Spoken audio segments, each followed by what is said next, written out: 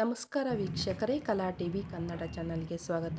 Friends, ಇವತ್ತಿನ ವಿಡಿಯೋದಲ್ಲಿ ವರಮಹಾಲಕ್ಷ್ಮಿಗೆ ನಾನು ಯಾವ ವಸ್ತುಗಳನ್ನ ಪರ್ಚೇಸ್ ಮಾಡಿದೆ ಅಂತಂದ್ಬಿಟ್ಟು ನಾನು ನಿಮ್ಮ ಜೊತೆ ಹಂಚ್ಕೊಳೋದಕ್ಕೆ ಇಷ್ಟಪಡ್ತಾ ಇದ್ದೀನಿ.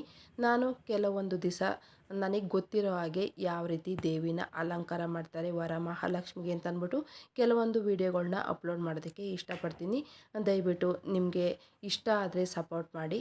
ನಾನು ಕೆಲವೊಂದು ದಿನ ಫುಡ್ ವಿಡಿಯೋ ಮಾಡೋದಕ್ಕೆ ಆಗೋದಿಲ್ಲ. ಯಾಕೆ ಅಂತಂದರೆ ವರಮಹಾಲಕ್ಷ್ಮಿಗೆ ಯಾವ ರೀತಿ ಬಿಂದಿಗೆಯಿಂದ ಸೀರೆ ಅಲಂಕಾರ ಮಾಡ್ತಾರೆ ಅಂತಂದ್ಬಿಟ್ಟು ಕೆಲವೊಂದು ವಿಡಿಯೋಗಳನ್ನ ಅಪ್ಲೋಡ್ ಮಾಡಬೇಕು ಅಂದ್ಕೊಂಡಿದ್ದೀನಿ. ಸಾಧ್ಯವಾದರೆ ನಿಮಗೆ ಇಷ್ಟ ಆದರೆ ಸಪೋರ್ಟ್ ಮಾಡಿ. ನಿಮ್ಗೆ ಗೊತ್ತಿರೋರಿಗೆಲ್ಲನ ಇಷ್ಟ ಆದರೆ ವಿಡಿಯೋ ಶೇರ್ ಮಾಡೋದ್ರ ಮೂಲಕ ನನಗೆ ಸಹಾಯ ಮಾಡಿ. ನಾನೊಂದು ಕೆಲವೊಂದು ವಸ್ತುಗಳನ್ನ ಪರ್ಚೇಸ್ ಮಾಡಿದ್ದೀನಿ. ನಾನು ಚಿಕ್ಕಪೇಟೆಗೆ ಹೋಗೋಣ ಅಂದ್ಕೊಂಡೆ, ಆದರೆ ಕಾರಣಾಂತರಗಳಿಂದ ಚಿಕ್ಕಪೇಟೆಗೆ ಹೋಗೋಕ್ಕಾಗಲಿಲ್ಲ. ಹಾಗಾಗಿ ನಾವು ನಮ್ಮನೆ ಹತ್ರ ಇರೋ ಸ್ಟೋರ್ಗಳಲ್ಲೇ ಪರ್ಚೇಸ್ ಮಾಡಿದ್ದೀನಿ.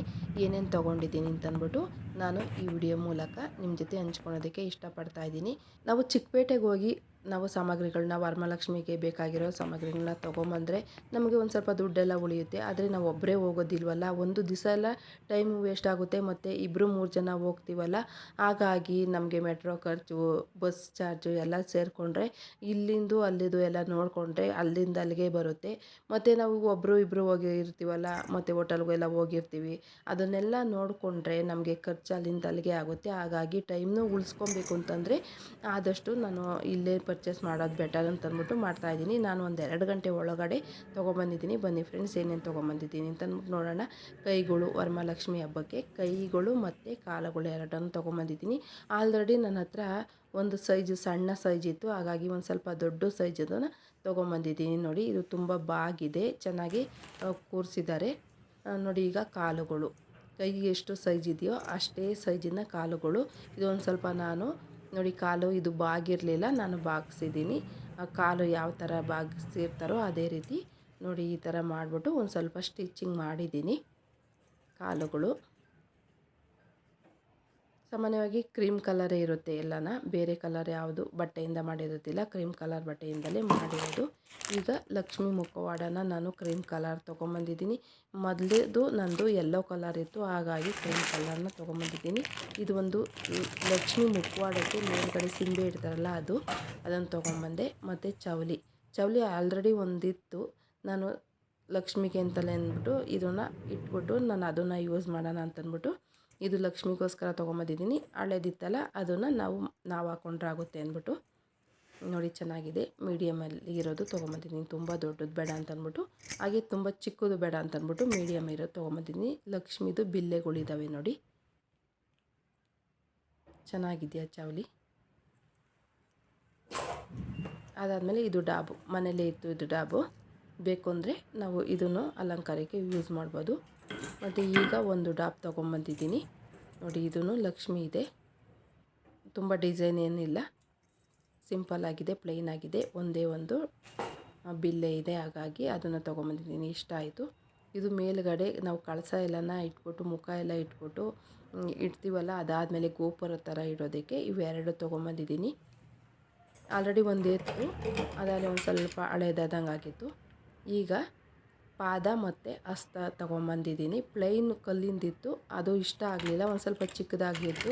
ಇದರೊಳಗೆ ಕೆಂಪು ಕಲ್ಲು ಮತ್ತು ಬಿಳಿ ಕಲ್ಲು ಇರೋದ್ರಿಂದ ಇದನ್ನು ನೋಡೋದಕ್ಕೂ ಅಟ್ರಾಕ್ಷನ್ ಆಗಿದೆ ಅಂತಂದ್ಬಿಟ್ಟು ತೊಗೊಂಬಂದಿದ್ದೀನಿ. ಒಂದು ಸ್ವಲ್ಪ ದೊಡ್ಡದಾಗಿದೆ, ಚಿಕ್ಕ ಸೈಜಿಂದು ಇತ್ತು, ಅದು ಬೇಡ ಅಂತಂದ್ಬಿಟ್ಟು ದೊಡ್ಡದಾಗಿ ಇರಲಿ, ಒಂದೇ ಸಲ ತೊಗೊಳೋದಲ್ವ, ಮತ್ತೆ ತೊಗೊಳಲ್ಲ ಅಂದ್ಬಿಟ್ಟು ಅದು ತೊಗೊಂಬಂದಿದ್ದೀನಿ ನೋಡಿ. ಇದು ನಾವು ಬ್ಲೌಸ್ ಪೀಸ್ ಅಲಂಕಾರ ಮಾಡಬೇಕಾದ್ರೆ ಉಪಯೋಗಿಸೋದು, ಅದನ್ನು ತೊಗೊಂಬಂದಿದ್ದೀನಿ ನೋಡಿ. ಇದು ಅಲಂಕಾರಿಕ ಫ್ಲವರ್ಗಳು, ಅಲಂಕಾರ ಮಾಡೋದಕ್ಕೆ ಫ್ಲವರ್ಗಳು, ಲೋಟಸ್ದೆಲ್ಲ ಇದೆ, ತುಂಬ ಯೂಸ್ ಆಗ್ತಾಯಿದೆ. ನಾನು ಆಲ್ರೆಡಿ ಒಂದು 2-3 ಸೀರೆಗಳಿಗೆ ಅಲಂಕಾರ ಮಾಡಿದ್ದೀನಿ. ಸೀರೆಯಿಂದ ವರಮಹಾಲಕ್ಷ್ಮಿನ ಆಲ್ರೆಡಿ ತುಂಬ ಚೆನ್ನಾಗಿ ಯೂಸ್ ಆಗ್ತಾಯಿದೆ. ಬೇರೆ ಬೇರೆ ಕಲರೆಲ್ಲ ಇರುತ್ತೆ, ನಾನು ವೈಟ್ ಕಲರನ್ನೇ ಇಷ್ಟಪಟ್ಬಿಟ್ಟು ತೊಗೊಂಬಂದಿದ್ದು. ಇದು ಬಾಗಿಲು ತೋರಣ, ಹೊರಗಡೆ ಹಾಕೋದಕ್ಕೆ, ಆ ಕಡೆ ಸೈಡು ಈ ಕಡೆ ಸೈಡ್ ಹಾಕೋದಕ್ಕೆ ಬೇರೆ ಕಲರೆಲ್ಲ ಇತ್ತು. ಇದು ಕಲರ್ ನಮಗೆ ಇಷ್ಟ ಆಯಿತು, ಹಾಗಾಗಿ ಈ ಕಲರ್ ತೊಗೊಂಬಂದಿದ್ದೀನಿ. ಇದರಿಂದಲೂ ದೇವಿನ ಅಲಂಕಾರ ಮಾಡಿ ಸೈಡ್ಗೆಲ್ಲ ಬಿಡ್ತೀನಿ ನೋಡಿ, ತುಂಬ ಚೆನ್ನಾಗಿ ಕಾಣಿಸುತ್ತೆ.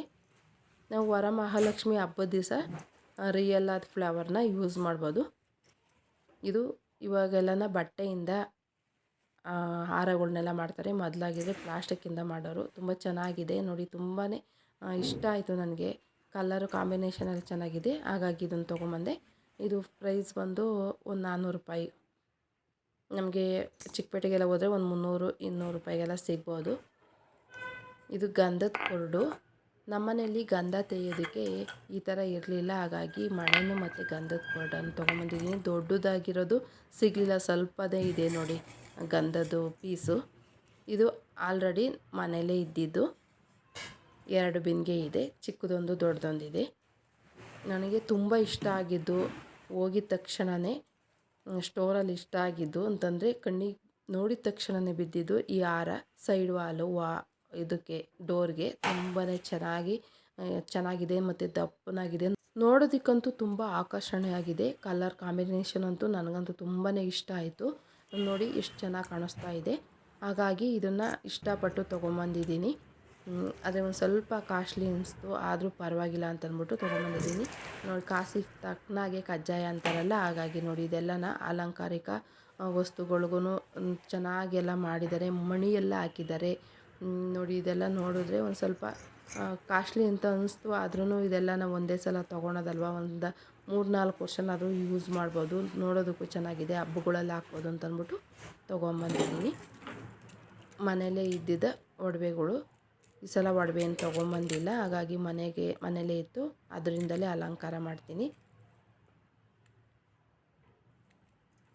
ಒಂದೆರಡು ಸೆಟ್ ಇದೆ, ಅದರಿಂದಲೇ ಅಲಂಕಾರ ಮಾಡೋಣ ಅಂತ ಅಂದ್ಬಿಟ್ಟು ಮಾಡ್ತಾಯಿದ್ದೀನಿ. ನೋಡಿ, ಇದೊಂದು ಸೆಟ್ಟು ಕಲ್ಲುಗಳು. ಇದು ಅದು ಪ್ಲೇನು, ಇದು ಕಲ್ಲಿಂದ ಮಾಡಿರೋದು. ಗ್ರೀನ್ ಕಲರು, ವೈಟು ಮತ್ತು ರೆಡ್ ಕಲರ್ ಕಲ್ಲಿದೆ. ಇದೊಂದು ಬಾಗಿಲು ತೋರಣ ಹೋದ ಸಲ ತೊಗೊಂಬಂದಿದೆ.